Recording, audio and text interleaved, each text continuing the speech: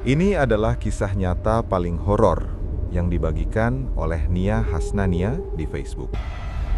Kejadiannya sekitar tahun 2002. Sore itu, langit mendung pekat. Hujan turun deras, disertai kilatan cahaya yang terus menyambar langit. Tepat saat waktu maghrib tiba-tiba terdengar satu ledakan keras. Petir menghantam sebuah pohon besar. Seketika itu juga, listrik padam. Suasana berubah menjadi gelap gulita, sunyi, menekan.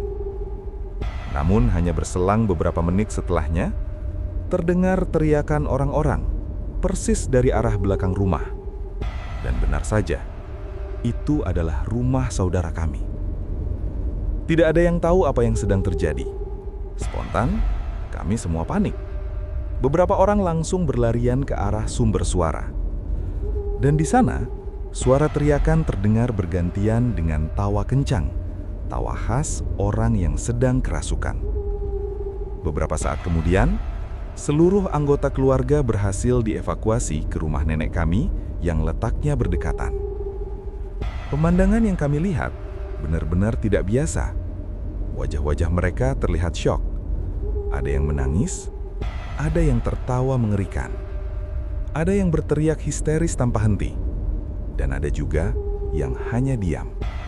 Pandangannya kosong, seolah jiwanya tidak lagi berada di sana. Suasana menjadi semakin mencekam. Butuh waktu yang cukup lama sebelum semuanya bisa sedikit mereda dan mulai ditenangkan.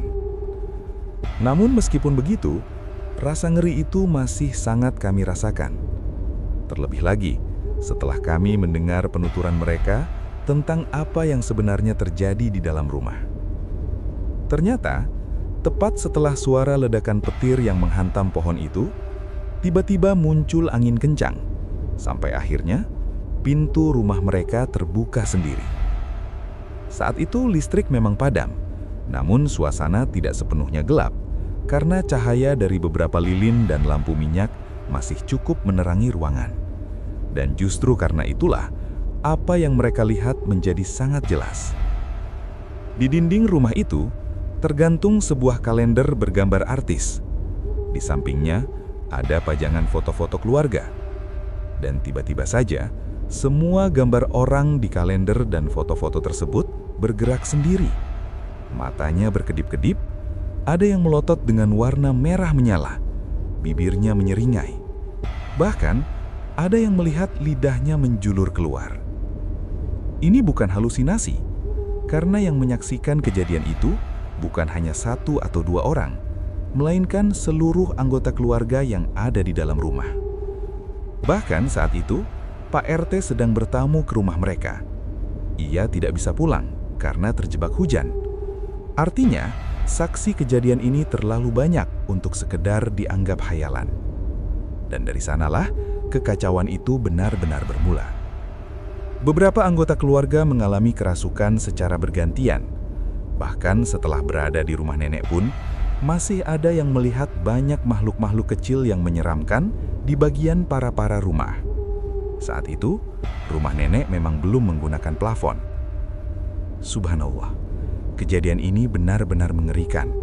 Tidak hanya bagi kami, tapi juga menggemparkan seluruh warga sekitar. Mungkin inilah salah satu hikmah mengapa kita dilarang memajang gambar makhluk bernyawa, karena malaikat enggan masuk ke dalam rumah tersebut. Dan sebaliknya, setan justru senang, bahkan menjadikan gambar-gambar itu sebagai media tempat tinggal mereka. Maka untuk kamu yang masih memajang gambar makhluk bernyawa di dinding rumah, yuk segera diamankan. Semoga Allah menjauhkan kita semua dari segala keburukan, baik yang tampak maupun yang tersembunyi. Percaya boleh, tidak percaya juga boleh.